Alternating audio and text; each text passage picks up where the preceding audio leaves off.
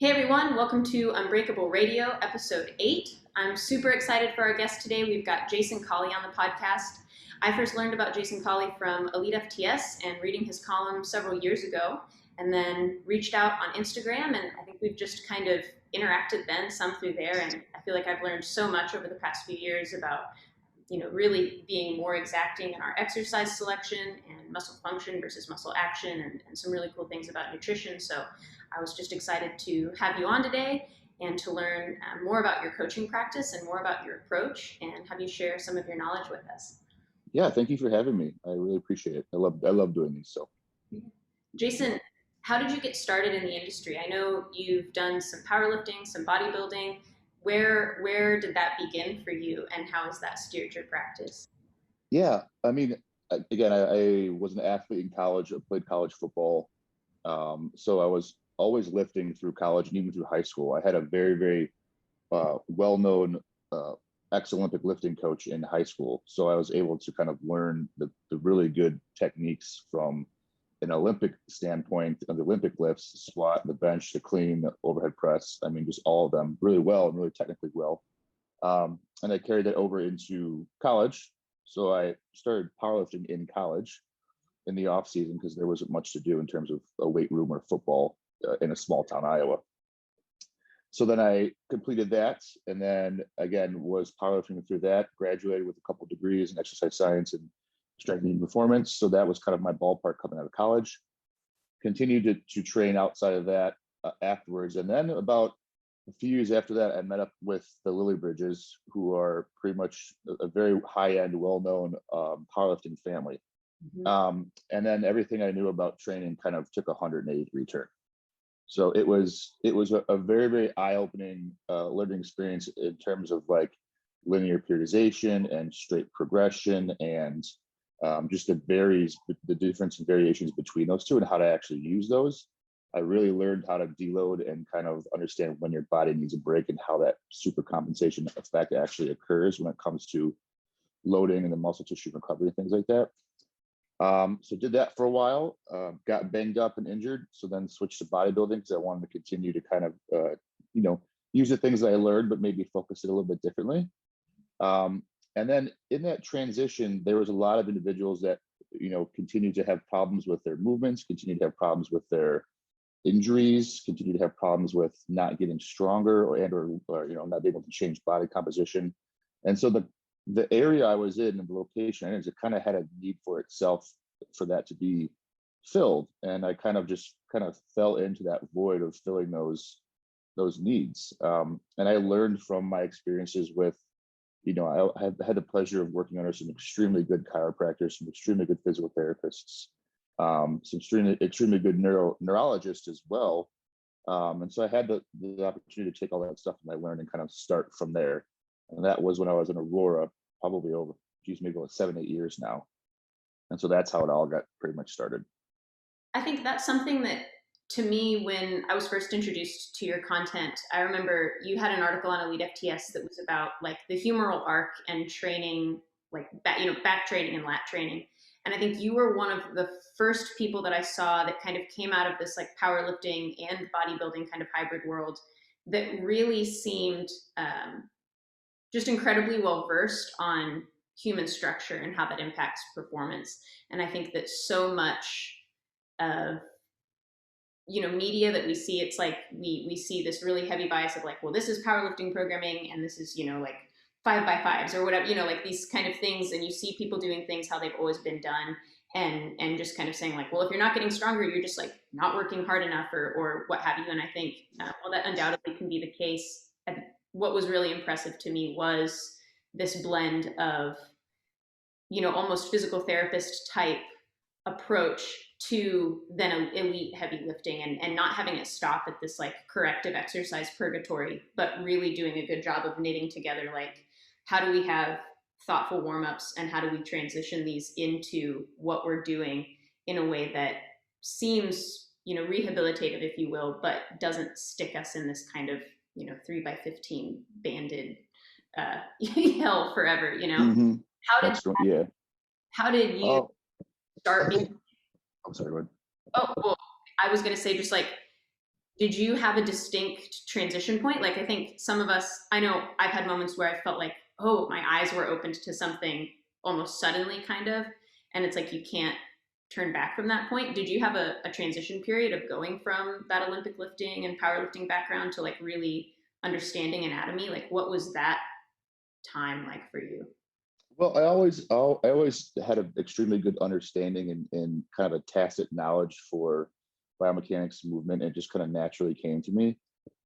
And so I would inadvertently just try and help people throughout the sessions, try this looks better, this feels better, and it would work.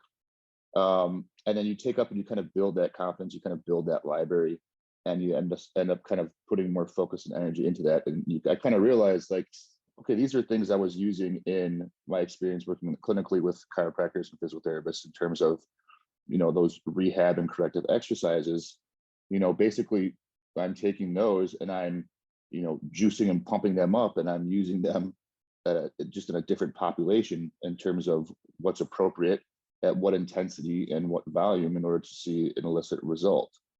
And so a lot of times it's like, okay, these guys, these powerlifters, they don't need, 6, 7 days of corrective exercises. They need 10 to 20 minutes at the very, very max prior to a session just to allow movement capacity to be increased so they can train. And I think a lot of people confuse how to use correctives and those therapeutic exercises for general population versus performance athletes, right? The performance athlete is always going to be in some sort of, most of the time, going to be in some sort of recovery mode because they're training at an extremely high level for so long that you're not really going to, unless they're in a complete detraining block, they're always training, they're always recovering. So adding in more, regardless of what type that is just gonna slow that process. So if we take a little bit of that corrective exercise and use it just enough to elicit a change prior to training, and maybe an off day to restore recovery, that's its use. Now with a general population, it might be we need to hit this recovery or therapeutic exercise 5, 6 days a week in order to see a change because your overall training is not that intense. Your overall recovery is pretty good, so we can use it more to see a better and elicit a bigger result. So it's just taking things and then using them appropriately at the correct scale based on your population. That's kind of how I found the blend between the two of recovery, performance, and kind of building that gap. And it seems like in your kind of discussion of general population versus like performance athlete, there's this component of capacity for stimulus almost that I'm kind of extracting from that. So, like you have kind of very similarly, like all of these Gen Pop clients that'll come in and, we'll maybe have like some long-standing problem, right? And it's like we're doing some corrective exercise on top to try and maybe change, reposition our structure or get that structure repositioned for a period of time so that we can put more stimulus on top of it. But I think that a lot of the times with Gen Pop folks, just that corrective stimulus itself is like enough muscular work that like that's going to be a training effect. Whereas somebody that's more elite, that may not be substantiative enough to elicit a training effect. So then we have to kind of put our heavy training on top of it. And I think a big problem that you see in performance training is people will completely take away the high stimulus work Mm-hmm. and detrain. And then it's almost worse than, I mean, they're almost worse after corrective exercise sometimes when that happens. And so I think it's really cool that you seem to maintain people at this really high level while also, providing this corrective work, but you're never taking them away from actually training. Yeah, I said for a lot of times, and again, it's probably more prevalent with just the larger performance athletes, whether that's bodybuilding or powerlifting or strongmen. A lot of their training is their movement capacity. Like their movement to depth, their movement through multiple range of motions is stimulated by the events, by the exercises, by the training movement patterns. So if they're not doing those, they're detraining their movement patterns, they're detraining their capacity. So again, it's just enough to maybe get a specific response for something else, and then they need to train because a lot of these athletes have a certain level of capacity, like we talked about, that needs to be maintained, or else they go backwards. Right. Especially depending on what type of training block or where they are in, and maybe a contest prep or things like that. That variable needs to be at that peak height continuously without detraining them. And sometimes the hard part is being like, we're not taking a step backwards. We're just kind of we're taking a lateral step to take a step forward. Yes. Right. They think, oh, I'm doing this corrective because I'm injured or I have a problem. It's not so much like that. It's just a lateral step to move forward. From lateral step, I think that is a really good way, because with more elite athletes or more like aggressive trainees, they don't want to be, they don't want to feel like they're being pulled back. And I think sometimes when you're trying to be like, hey, at the beginning of the session, we're going to do these exercises, they're like, you can tell that people may be bored by them. Or like, okay, this doesn't feel like training, and to Yeah. describe it as a lateral step and say like, hey, we're just shifting so we can take care of you so that we can aggressively move forward. I think that uh, maybe helps that mindset, if you will. And then, I agree. yeah, I think when you're dealing with athletes and individuals who are playing at that peak level of performance, it's important to realize that their mindset is extremely important in how productive they are in terms of the results, in terms of their training. And if they're not 100% locked in mentally, they're not going to be 100% locked in physically. And then it just kind of, that cascade kind of falls and continually breaks down. So you have to use those correctives and those therapeutic exercises and you actually show them the difference and change in a positive way, yes, to reframe it almost in order to kind of get them to buy into the program, and then they will do it. But a lot of times, if it's just something you add into the program in terms of or how you structure the program, they feel like they're a broken record. I'm already kind of shot, and a whole bunch of different things like that. So that is the learning and teaching process is part of that, and that's kind of where I seek and get most of my passion and enjoyment from, is the education process, and then seeing how that light bulb gets turned on for that individual, and then it clicks, and I can see them have that moment, and then that kind of brings the joy and satisfaction of why I do what I do through that, yeah. for sure. I think that flows really well into the name of your business, right? Which is Performance Recovery Systems. Um, for a time, I know when I was first introduced to your work, you were doing quite a lot of like soft tissue work, and Mm, in addition to this kind of corrective exercise towards high performance strength training. How do you think doing soft tissue work like has impacted your understanding of anatomy and how you go about programming? Because I think like to have this hands-on feel, if you will, which is I mean I guess quite literally, but to have this hands-on feel for how things work in addition to just coaching is a really unique perspective, because you're really feeling changes maybe happen in the tissue or tension and how the nervous system's interfacing. so the soft tissue work really, it does help with larger individuals. I think there was a whole lot of misinformation and misunderstanding as to what actual soft tissue work actually does to the body in terms of its therapeutic effect.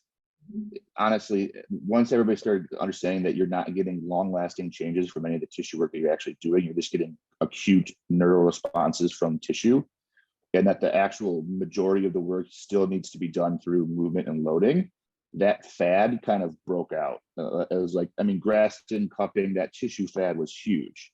Yeah. And when I was working with that population doing that modality, everybody would come to me and they're just like, I want ART, I want Graston, I want tissue work, deep tissue, because they thought that was the result of it. And little did they know that they actually needed to do, 10 minutes of tissue work and 35 minutes of loading, single leg balance, all the stuff that they didn't know required. And then they didn't want that. They just wanted the tissue work because that's what Instagram and Facebook was cool to show them. Yeah. So I kind of broke away from that kind of treatment and that skill set to really focus on, okay, I know that's not going to be a long-term fix for most of these people. So how can I get to that long-term fix sooner? So that's when I started really diving into understanding and learn how to program appropriately those correctives, those training modalities, those things, just to kind of start from the root problem in terms of fixing things versus just trying to have a treatment reactive program in terms of soft tissue treatment. I mean, soft tissue treatment is absolutely something that should continue to be in everybody's, treatment plan. It's extremely valuable. I just don't think it's the number one tool in your toolbox. Absolutely.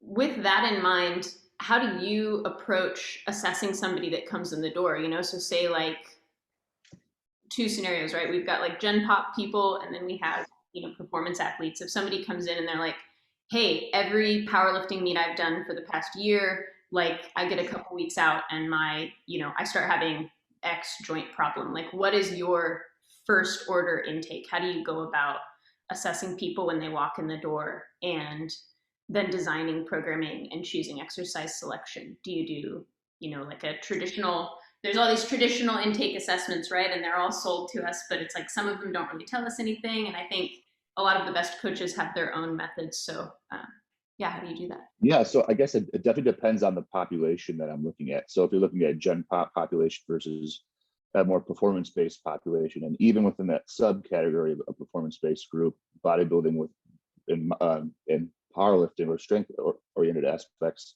they're going to have different needs. And so if let's take, for example, the gen pop population. In terms of assessment, I'm looking not so much of are their joints healthy, are their tissues healthy, things like that. I'm taking into more consideration, do they have an understanding and knowledge base of how to move?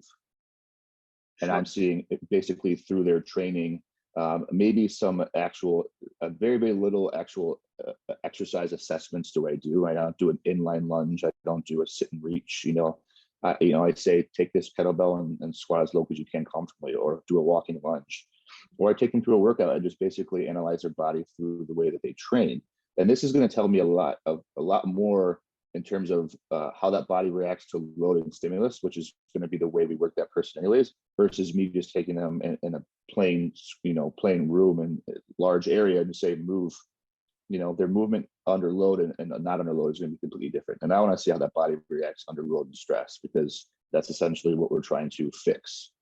So that general population, do they have understanding of movement? What's their movement capacity? Is it low? Are they detrained? Do they not have a kind of a high level of general physical preparedness? If they do, or they don't, then I'm going to actually work to increase that work capacity up pretty high first, and focus less hyper focused on building tissue and or building movements. I'm just going to get them healthier, get them more conditioned, and get them more apt to moving in general. And then I'm going to take a kind of a linear approach to then maybe getting more focused on movement patterns that are specifically they're actually getting less than what they have. So if their hinge is off, or if their inline step, or they don't know how to use their gait cycle correctly, things like that, I'm going to then hyper focus on that, because I think a lot of people, they'll do an assessment and then they'll say, oh my gosh, this movement pattern's wrong, and they'll jump to working that movement pattern, and they'll do so many exercises with so many sets, so many reps, so much value, and that person has no capacity to even do that amount of work. So now you're trying to fix a pattern or fix some muscle patterns with lots of training, when the individual is so deconditioned and has no work capacity already that they're just fatiguing, and then they have no ability to do it in the first place. Right. So I think understanding where that person's conditioning at, their training experience, their movement experience, and then building that first is ground one for that general population. Now, most of the other population, in terms of the performance-based population, bodybuilding, powerlifting, they tend to have more of a bigger work capacity, and more kind of a general physical preparedness based on whatever activity and sport they're doing. And a lot of times it's figuring out and analyzing, okay, where are their restrictions in terms of their movement? Because a lot of times when you're looking at performance, that position is going to dictate function tremendously. Yes. And so we need to take kind of a position. I tend to take a position bias first, and then based on that position and how that affects their movement, their tissue quality, their tissue contractibility, I break down their assessment and their program based on that. So what's the biggest limiting factor? How can I do the least amount of work in the smallest amount of time to have that limiting factor decrease? And then is that going to have a big carryover to their performance? And if that exercise or that movement or that set of training fits that agenda, I put it into their program. And so it's kind of about, again, it's a lot of trial and error over the times of kind of refining what's going to work with a lot. But again, two different approaches and then kind of two different mindsets, but overall the goal is the same.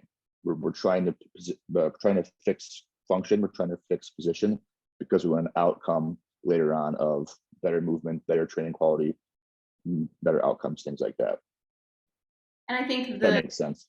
Yeah, absolutely. Absolutely it does. And I think that's something that like I find really frustrating with the maybe the fitness industry at large. It's like we're sold on things, right? Like the FMS or whatever. And I think that um that's like, personal training 101 when you start getting into it, or like when you're in school, when you're getting your kines degree, it's like you say like, okay, you're going to do this assessment. And I think the issue with a lot of those to me has always been that like they don't really, it's like, well, what are they telling you? Well, they're giving me information. And it's like, well, what can you do with that information? And I think oftentimes it's not very much. It's like these aren't movements that you're really ever using in training. These are movements totally foreign to these clients more often than not. And then the idea of testing and retesting becomes pretty erroneous because by the time you're retesting, it's like hopefully if you haven't done things completely wrong, you've built some type of base between those 2 points, and it's their second exposure to this arbitrary test. So of course they're Mhm. screwed. And so I think Yeah. a lot of the times, there are some times where I'll do table tests with folks like joint ranges of motion if I know that like, okay, hey, you're coming in and telling me that some of these things consistently hurt. Like, let's make sure you have external rotation on both hips and internal rotation on both hips. And if we put you up on a table and you have no internal rotation on one of your hips, then it's probably going to explain why we've got shifting happening in your squat or something like that. But then other than that, a lot of my assessments as well are just through training. And then rather than having to test, we're going to test day one and test at week 6. It's more like you have a test, or you're assessing every single time somebody walks in the door because they're living outside of the gym every day, and those things are impacting their training too. And so, yeah, with both in mind, right? Whether it is performance or Gen Pop, you're still doing a really similar thing of like assessing in the moment every time they walk in the door. As far as 100%. building that base, like you kind of talk about Gen Pop people, like, people walk in the door and you're like, you don't know how to move. How do you teach them how to move? Like I think for me, something that's been helpful is I'll use like environmental constraints more so than verbal cues, right? It's like verbal cueing. I've always really struggled. I think there was a time when I first started training where you say something and, shifting your hips back means 10 different things to 10 different people, but providing an external constraint and saying like, hey, touch this thing or don't touch this thing or push against a band. That's been something really pivotal in my coaching in the past few years. So how do you teach people how to move, and how do you, build the base of that pyramid so that you can start building height? Absolutely.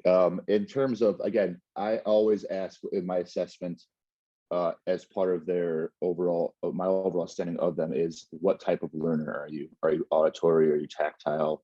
Are you visual? And if someone is predominantly one of those types of learners, I'm going to change my cueing a lot on that. But I do exactly find what you were talked about to be consistent is the more tactile I can get with, whether that's external environmental or just me placing my hands on somewhere and giving resistance, that cueing, it's detrimental to someone's progress. Because a lot of my online coaching with people, when I'm correcting their movements via online videos and things like that, that's the most difficult part, because I'm trying to get someone to fix something just verbally without even seeing me do it. It's extremely difficult. It works. It just takes some time and you get better at refining those skills. But I'd say, again, reinforcing when they do something correctly and positively in terms of movement, movement quality, rewarding that and being like, that's perfect, stop right there. Catching them in that moment, keeping that fresh. It's almost, I don't want to sound like a dickhole, but it's almost like when you're correcting a dog, like when they do something good, you want to catch them in that moment so they kind of have that positive reinforcement. And it's the same thing on the negative side. You want to make sure that you're adjusting their form, so they're not reinforcing the negative aspects of it, but also you're letting them know, hey, that's not what we want right there. Do you feel that? No. One thing I have found, and it's probably not a trick, but I often tend to put the person in the incorrect position first and then tell them we don't want to be here. Yes. So it's a lot easier than telling them to go to a corrective position, which is more difficult for them to go there. Hard to attach anything to, Yes. you know. Yeah, they're already familiar with that poor position and they know how it feels like. And so I said, we don't want to be in this poor position anymore. We want to get out of this poor position And so I don't want you to fall back into feeling comfortable. This movement should be uncomfortable. And if it's comfortable, you're falling back into a poor position that you've already been into. And so like even visually seeing that, let's say, for example, if someone's over protracting the foot when they walk, I'll have them start in that over protraction, right? The over the top of the foot. And I'll say, now get out of it. And I'll visually just have them see and feel the supination and the pronation of that multiple times until they just continue to get it. And then it's a matter of just, again, regraining and kind of that neuro aspect of getting the brain to understand that progress over and over and over again. Now, over 15 years of doing this, I've built up a lot of cues in terms of what I feel work best for certain exercises and certain demographics. But not all of them do they work all the time. And then, frankly, you have to be honest with the population and the person that you're training. Like, listen, not everything I say is going to be perfect to how you understand it. So if something doesn't make sense and I keep using the same cue, just be like, listen, dude, that doesn't make sense to me. I need to be explained in a different way. And be perfect, great. Because now I can take the opportunity and you can have a learning experience and I can have a learning experience, and then we can kind of correct and move forward. So again, that open communication line is important. But I definitely start with a huge pyramid base of that tactile cueing. And then again, my cues change as that individual's ability increases. So I'm using less cues. I'm using cues that are going to be more specific, that have a bigger carryover to their performance or the exercise goal. And it may just be something that I continue just to be redundantly ingrained over and over and over and over again. Not so much because they're doing it wrong, just because I want that to be in the front of their thought every time they're doing this exercise. And so a lot of times my clients will be like, am I doing that wrong? You keep telling me. I'm like, nope, you're doing it absolutely right. I'm just literally telling you. So when you're doing this exercise, that's the only thing that's going through your head. Yeah, absolutely. And so that's kind of how I approach that. How about you? I think you hit on several things throughout that. So I think to go back to the beginning, like when you were talking about remote coaching, where you're only giving these like verbal cues and they're not necessarily seeing you do it. One thing that I've done is like sometimes I'll send video back, or I'll send video of me set up in that exercise with the environmental constraint around myself. And I'll demo like, hey, set this up like this, feel these things, whatever it is, right? Like feel these things happening. And so I can almost, help them remotely create those physical or tactile environmental constraints. And I think that's something that really didn't, for me, evolve super rapidly and some of my skill maybe with the verbal cueing as well, until I couldn't demo anything on the lower half of my body. Like the past year, it's like I had this hip arthritis thing, and I had absolutely 0 degrees of internal rotation on that left hip, and couldn't squat, couldn't deadlift, no spinal capacity through that side of my pelvis, and even that bled up from the hip down to the ankle and up into my left shoulder and all those things. And so I really hit a point where I was like, wow, if I physically model this movement for this person, it's gonna look fucked, point blank, like it's not gonna be good. And so I really had to grasp for, okay, can I teach them how to set up an environmental constraint, or can I use better language? And sometimes better language is less language even, that I found I think I found like a big less is more component there. It's like sometimes, you have this moment where you say something and you're like, oh, now it looks worse and I said too much. And so kind of learning to pull back and learning to help them create environmental constraints, I think has been, huge for me in my coaching. And I think the other thing that you said is that like, you have things that work, almost, most of the time for most people, right? It's like this setup or this type of instruction works. And then you have someone where they're like, yeah, man, that doesn't make any sense to me at all.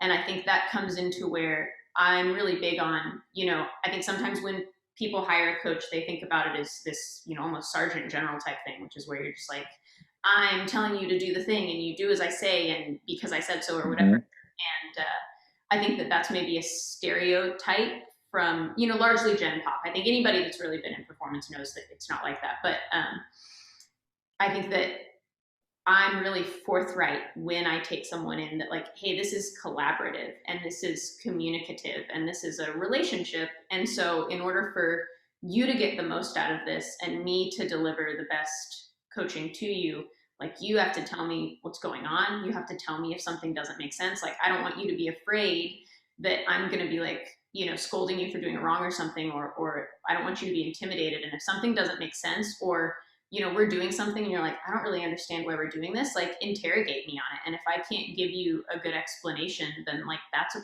problem and you should fire me. Like, and I think Right.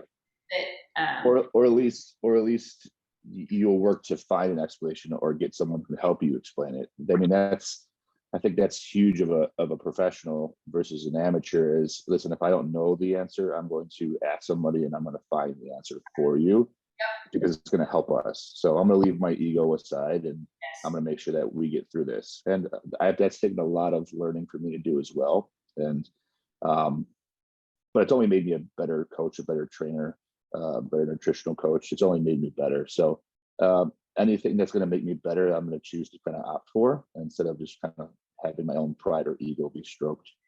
Yes, 100%. And I think Yeah. that's part of demonstrating like you're then living out what you want your clients to do, right? It's like, I know that we both have coaches, and it's like, you know, just because you're a coach doesn't mean that you can do everything yourself. And so to say like, hey, I'm willing to be coached by someone and I'm willing to receive feedback and I'm willing to put skin in the game.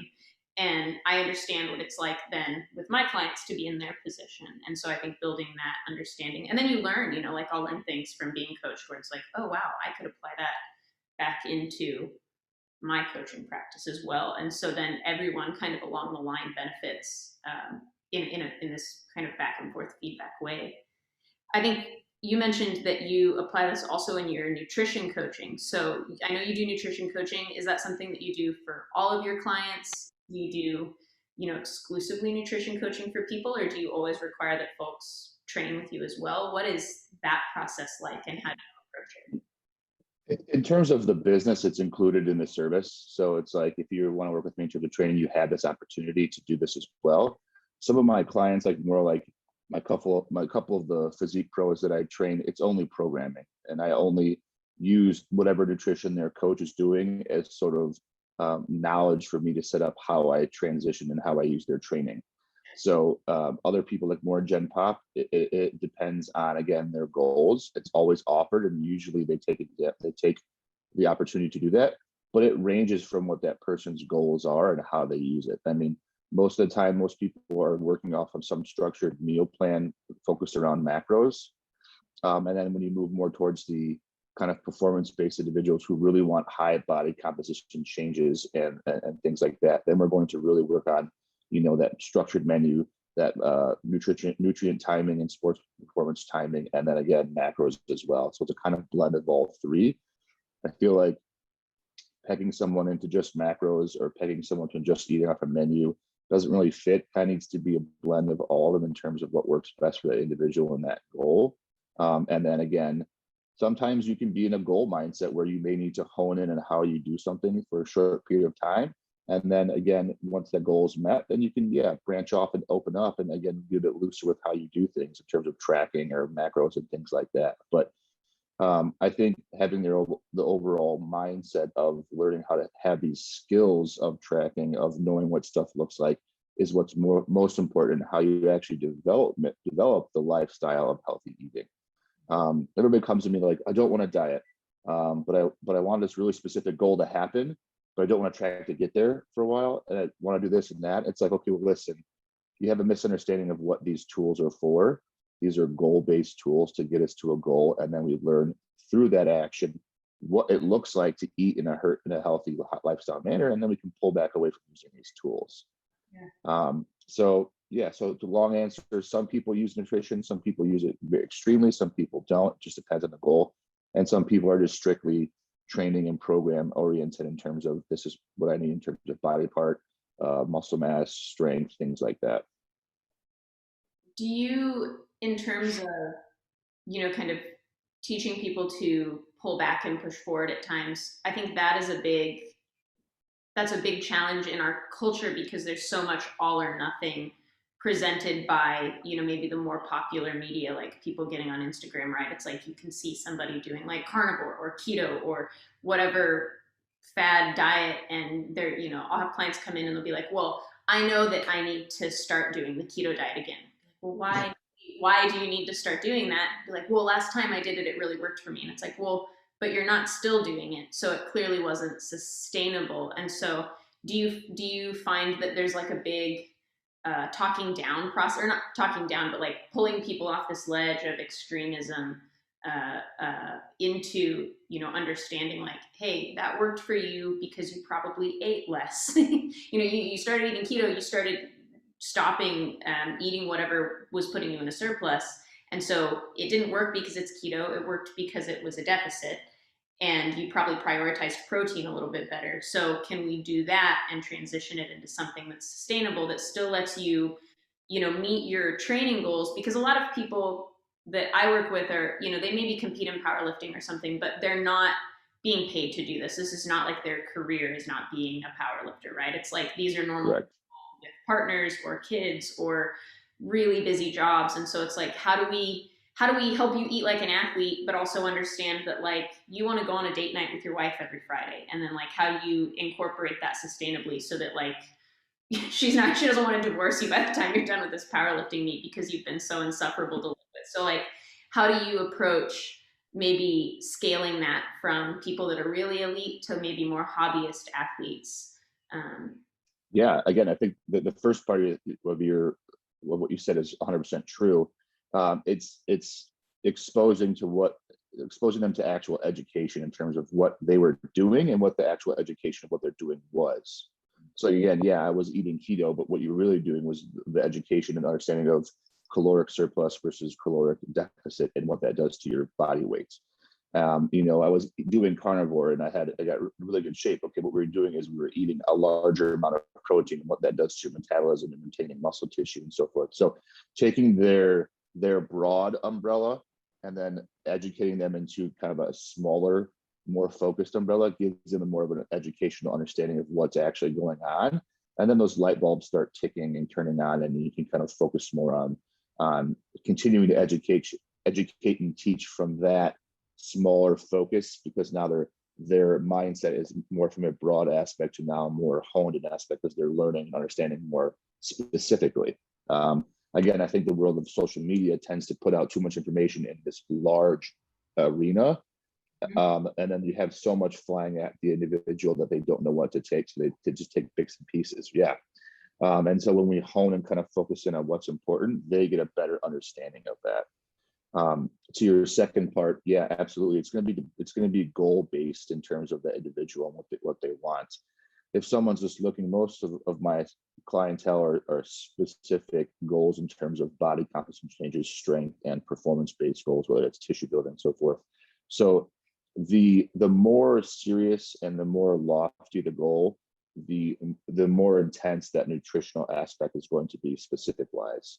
The less lofty in terms of time and specificity of that goal, your nutritional habits are kind of going to be more, and I'd say in a larger, broader, more loose scale. And then if we see things trickling off, we'll tend to look at it in terms of what's actually making that trickle effect, what's actually causing the leaks in nutrition, and why are we gaining weight instead of so forth like that. So it's going to be goal oriented in terms of what you're actually going to be doing. And I think that's, again, you can continue to use that approach throughout your entire life. right. If I have a wedding or I have something I want to get to, or how do I hone in my nutritional knowledge, skills, and understanding to make this goal happen? And then when I'm done with it, how do I push back out and broaden my nutritional, scope to live that healthy lifestyle? And I think being able to flex and bend with your nutrition is important. I think the skills needed to do that are understanding nutrition, macronutrients, tracking what portion controls look like, what certain foods do at certain times, controlling blood sugar, just education and things like that. I think that's all part of the journey. I think some people have this aspect of, I want to have a goal, but I don't want to diet. I want to do it in a healthy lifestyle way. Well, it's like that's not how it works. There's a give and take, and there's an education process to it, and it's a long-term process. So Well, and hope it's that answered that. Yeah, no, I think so, and I think it's to put it in like other terms. I think like nutrition a lot of the times, I almost relate it to like finances, right? You couldn't say like, well, I want to save for a house, I want to buy a house, but I don't want to budget, and I don't want to look. Right. And so I think it's almost look, dude, like if you don't know how much money you're making and you don't know how much money you're spending, then it's going to be really hard for you to store away cash to buy a house or to do whatever it is. And I think it's a very similar skill set. I think with nutrition, one thing that becomes complicated at times, and I don't want to say that male populations don't have this, but I do find that my female population of clients struggles with this more, is that there's this eating disorders kind of come into the picture at times. And so I think with teaching that skill while avoiding triggering this spiral of disordered eating, sometimes I think it comes down to asking better questions, right? Like it's, I'll have people come in and they'll say like, well, I eat really healthy, but I have a problem with binge eating. And I don't know why I have this problem with binge eating, but it just happens. And I think that a lot of the times for me, something that was pivotal was realizing like, asking this question of, do you think you have a problem with binge eating, or do you think that binge eating is a temporary solution to something else you're experiencing? And then, I think in that context, a lot of the times it's like, okay, maybe this is filling an emotional void, or a need's not being met, or human connection isn't happening. So then, maybe we can work with a therapist, like here's a list of therapists in the area that I recommend, and like they can help Mhm. thing, and then getting that to feed back into training as they heal and repair from some of these traumas, or maybe ways in which food is helping them cope with other trauma things, and then having that flow back into building a healthy lifestyle around food and eating for performance while not slipping into things that are dangerous for them emotionally. Yeah, 100%. I think a lot of people, again, just in society in general, react emotionally, because they can't really slow things down, be mindful, and have a kind of more focused reaction. And the emotions happen so fast that before they even understand what they're doing, they've already done it. Yes. So before they've already understood why they're binge eating, they've already taken down whatever. And so that emotional reaction, instead of having a more um, objective reaction, tends to happen. And again, that can stem from whatever habits or unhealthy habits they've had in their past. And I think a lot of times, like I just had a client recently who was like, I said, who falls great into this conversation of, okay, I want to get more specific with my weight loss goal. And I said, okay, in order to do this for a short period of time, I want to use this tracking style approach to see where we are so we can really hone in. And before, she was just kind of, before she was measuring her food and weighing her food out for every single meal and day just to kind of get a consistent understanding of it. The only thing that kind of freaked her out was the actual tracking part. And that, I had to kind of flip the script and more so make her understand, not make her understand, but try and talk to her that, you were essentially already tracking what you were eating because you were measuring it out and you were weighing it and you were, doing that. The only difference is you weren't punching some numbers and some letters into an app to really finalize the end of it, right? So, is that one step really going to be detrimental? And she had some roadblocks. And so it was that approach of, okay, this is not something that we're going to keep in for the next 50 years of our life. This is something we're going to use short term, temporary, in order to see some positive results. And once we learn that and get to where, we're going to pull back and we're not going to use that tool anymore. So I think that's a huge tool, like you said, is again getting that person's emotional response to coincide with the physical response that they want to have, and not kind of butt heads. As Yeah. like kind of on this nutritional vein, I know that I've noticed you've been kind of like prepping for, are you in mid prep for a competition on the horizon? Where are you at with your current training and your approach? Yeah. So I have a show in 16 weeks. It was 16 weeks yesterday. Okay. And so I hired a coach last year during COVID, because I wanted to take one more shot at the stage. And so I worked, his name's Trey Bruffy, Be Opposite is his tag on Insta. He's a great coach, extremely knowledgeable. He's worked and shared some platforms with some other great coaches out there. And so I took a chance on him. He took a chance on me. And so I went through a long, about almost 45, 50 week off season with him. And it was a good long time. Yeah. He got to learn my body. we got up to a very good, healthy off-season weight at a good, respectable body fat level. And then we kind of slowly removed that. And now I'm kind of starting prep in a position which I've never been as lean and as strong and as big going into a prep. Currently it's 16 weeks out, and I still kind of feel like I'm in my off season right now. I'm getting high days. I'm getting a cheat meal a week. I'm only doing 25 minutes of cardio, getting to 15,000 steps a day. It's just living life right now. Yeah.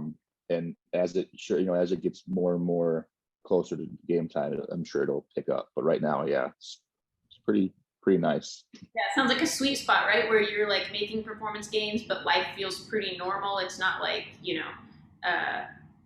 yeah, where it feels really obtrusive and you're still able to continue to make big progress. I think that sounds like a sign of really high quality coaching and training. Yeah, and I think that kind of exactly what you just said, and literally the right way of how you said it was perfect, and how clients should understand. We're in the sweet spot where we're making performance and our body composition or changes and seeing goals, but we're not being threatened to live outside our lifestyle. Yeah. Right? We're not so hyper focused in that we feel like we're pegged in something. And I feel like, again, I've learned a lot, so I'm able to kind of blend the two together and kind of create that balance. Now, again, I'm going to be getting closer to a goal that's extreme. Sure. So the procedures and things that I have to do to get there have to be more extreme, right? If you want extreme results, you're going to have to use extreme measures. And the more and more that I relate that, it's this goal is lofty, so the things we have to do to get there are going to be lofty. And so again, I think that was greatly put by you, and I'll probably steal that. Yeah, steal away. I think, yeah, like what you said too, with extreme goals require extreme measures. For most of my clients, it's like, hey man, training should improve your life, and if you start to feel like shit and you're not, your things in your life that you need to do, right? Like doing your job or enjoying time with your family or whatever, like you're not able to do those things because of training, then like what are we really doing here, right? Like what's the point of this? Except I think with like times right before competitions, or there are extreme cases where like maybe you're not going to have the most energy you've ever had when you're 2 weeks out from a bodybuilding competition, right? Like it's not, there's Yeah. times where you're tired or times where you're achy or hungry. And I think that it's like you mitigate all of those things through intelligent approaches as best you can. But ultimately, I think the idea of, for those of us with more extreme or lofty goals, the idea of a balanced lifestyle to me almost comes in cycles. It's not like, okay, you're not balanced on a day-to-day basis. It's not like, work-life balance or goal-life balance. Here, it's over the course of weeks. It's that we have a time of being extreme for an extreme goal, and then we have a time of being more moderated for a recovery period, or for this kind of transition period. And that balance, Yeah. comes in a different way than what normal conversation culturally might have you think. 100%. I think it's very cyclic, and I think one of the quotes I'll never forget is kind of something Dave Tate said about balance: is how does anybody know what balance is until they've been completely unbalanced? Yeah. Until you've completely put all your focus and been completely locked in his words, into something, you don't know what balance is. And I think people try and take what they think balance is, or what they think being locked in is, and then they kind of try to blend the two. But again, I don't know, and I can't say for everybody, if every person has wanted something so bad that they're willing to push other outside things of their life away just to focus on one thing. And then you learn a lot of lessons from that in life. And that's a lot of why I do these competitions is, well, one, I'm in the gym so freaking much and I eat the way I do, why not get something out of it? But I learn so much about myself physically, emotionally, spiritually, mentally, during these processes. And then I take these times when I'm completely unbalanced, and then I use those lessons when I'm getting into a more balanced approach at life, or time in my life where that cycle's coming back around. So I think there's positives and negatives to all of that. Yeah, absolutely. And I think it comes down to too, it's like life is, the natural world is seasonal, and then it becomes just almost another manifestation of it seasonally. And I think, like you said, you hit the nail on the head, right? Which is that you like learn more about yourself. It's like, okay, yeah, it's about lifting or it's about bodybuilding, but it's also like about this introspective, almost philosophical pursuit to some degree. And I think some of that comes hand in hand with being someone that has a passion. I think like, I work in coaching, right? And this is something that I started lifting when I was 12 years old. I wanted to do this for like a long time. And so to live in it, I think people on the outside world can think like, wow, you're nuts, right? And I think that it's like when you really have like it sounds really corny to say like a calling for something, but it feels like more than just a pursuit for something worldly or a pursuit for money or whatever. It's like something that you love, then you're more willing Yeah, to make those extremes. And it doesn't feel, I think on the outside, it can look like, oh, that's a kind of an insane type of sacrificial lifestyle. And it doesn't feel like sacrifice when you are in love with the process. Um, exactly. I mean, if anybody thinks that you're getting any monetary thing out of powerlifting and or bodybuilding, they're completely wrong because there is nothing monetary about these sports or activities, or what do you would call them. I mean, bodybuilding, I'm spending way more money than I'll ever make in my entire life doing it. Um, I don't get t-shirts, I don't get sponsors, I don't get free stuff. I'm literally paying everything out of pocket to do what I want. So it's a lot more than just getting the physical back. It's learning my emotional responses. It's learning, um, my ability to cope with stress and how I cope with that stress, and what things do I tend to cater to. Do I eat stress? Do I think about food when I react? Do I think about, how does my mindset affect my training? Can I separate the two when it needs to be? Like, there's a lot of things that go on into the bodybuilding. And it's just, I think if some people take the approach of wanting to learn, and some people take the approach of wanting to do to win, and there's two different things there. The journey is the trophy, right? And if you're considering the trophy the journey, then you're sadly going to be mistaken and let down. And that's why people, I think, fall out of love, or they fall out of lust with certain things. you know I see people all the time, like, that have done one or two shows, but they did it because they were shooting for a trophy, and when they didn't get it, I never really loved it in the first place. yeah. When you love something, you do it regardless if you win or lose, or if you're good at it or if you're not good at it. You just do it because it's part of who you are. Yeah, absolutely. Yeah. I think in that way, training almost becomes like, I think for myself and for a lot of people that I know that are really passionate about it, it's almost like an antidote to the modern world in a way, right? Which is just that like, hey, you like get up, you go to school, you do what you're told, you get the degree and work in the cubicle, and then you make your 401k and have kids and die. And I think it's like that the our modern culture pushes us into like such a narrow type of living, or it can if we let it. And I think that training almost becomes, like you said, it's like the journey itself is the goal, and it's maybe it's kind of hokey to think about it as this almost like meditative Buddhist type pursuit, but it becomes this Hmm. more ancient feeling type of pursuit of self knowledge more than anything. Absolutely. It's a self search for understanding, for progression, for growth.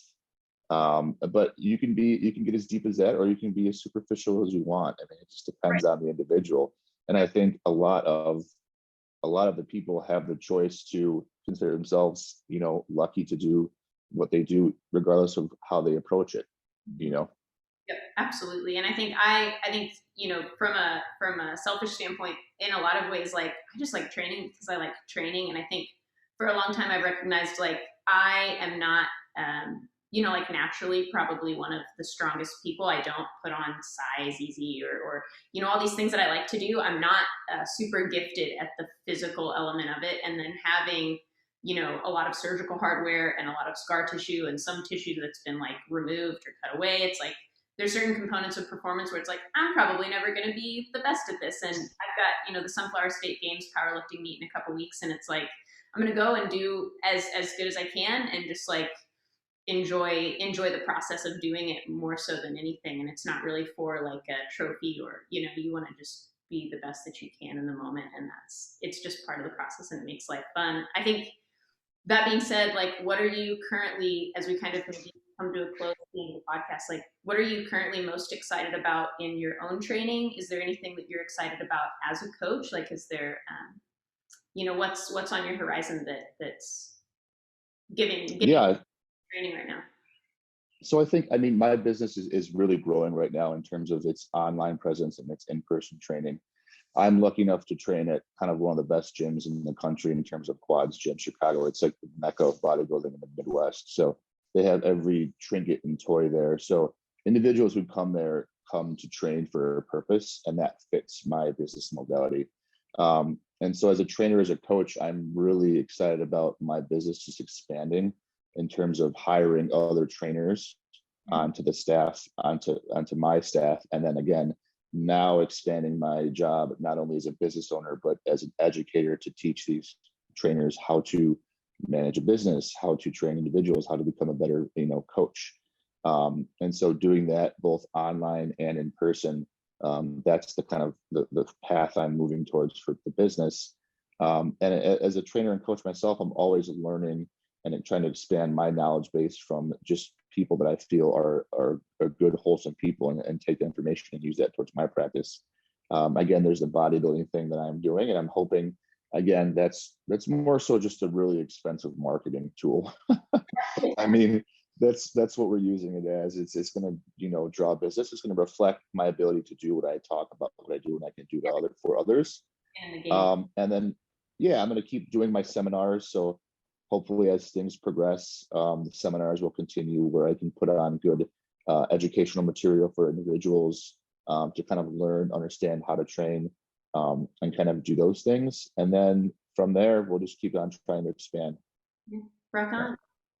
The last question that I usually like to ask guests is, what does it mean to you to be strong? And there's no wrong answers. So I think, yeah, what does it mean to you to be strong? Ooh, so I could go in a million different ways in this and spend lots of time. um, I think strength is the ability for one to do for themselves and to do for others when they don't feel like it, when they're not in the best mood, when they don't have the most motivation, when things are going tough. Do you have the strength to make that extra step for that other person? Do you have the ability to make that extra step for yourself? I think a strong person is someone who's always willing to go out of their way to do things for others before they're willing to do things for themselves. And I think a lot of times that shows a lot of strong character in an individual. And I think a lot of my times I try to go out about my day about doing a lot of things for others before I think about myself, and that tends to lead to a happier, more productive day. And I think we all can take a little slice of that. Yeah, absolutely. I think, yeah, it definitely feels better to know that you're like doing good things by other people. And it feels, I think we think a lot of the times the solution is like, yeah, I'll feel good when I get these things for myself. And it's like, actually, you feel good when you care about, when you care about and connect with other people. 100%. Before I let you go, is there anything that you're currently reading, or any mentors that you're learning from, any, blogs, articles, websites, books, that you feel like have been really informative to you recently that you would recommend that the audience check out? Oh yeah, I tend to, with books and stuff, I have the bad habit of buying a book, getting it, reading it, putting it down, buying another one, and I have like 4 or 5 books I'm reading at a time. But I'm reading the Cortisol Connection right now, which is a great book about cortisol and how it kind of correlates to health. I did get the second edition of Brad Schoenfield's Muscle Hypertrophy. That's a very kind of heavy, graduate degree level exercise phys and muscle hypertrophy book. In terms of online, I'm always kind of, I get a lot from podcasts in terms of your podcast, a lot of guys like John Jewett, the pros, things like that, in terms of those individuals. um, the Excellence Cartel, Jason Theobald, one of those coaches. A lot of those guys I kind of pick and listen and continue to pull from. But those are the two books I'm currently reading off and on. There's a host more that I probably want to read, but those are kind of the main two I'm reading right now. Rock on. Yeah, Well, thank you so much for your time today and for just sharing all of your knowledge. It was really cool to get to know you better and to meet in person, kind of in person, online, and get to have this conversation. So thank you so much. And I'll definitely shout out your hashtag information with like Instagram and everything, your website, and any other places that you'd like us to direct people, so that they can check you out for coaching if they're in the Chicago area or interested in your remote coaching services as well. So we'll put that awesome. Thank you. below. Yeah, yeah, you bet. Thank you so much. Go ahead and I appreciate you for having me. yeah, thanks, man.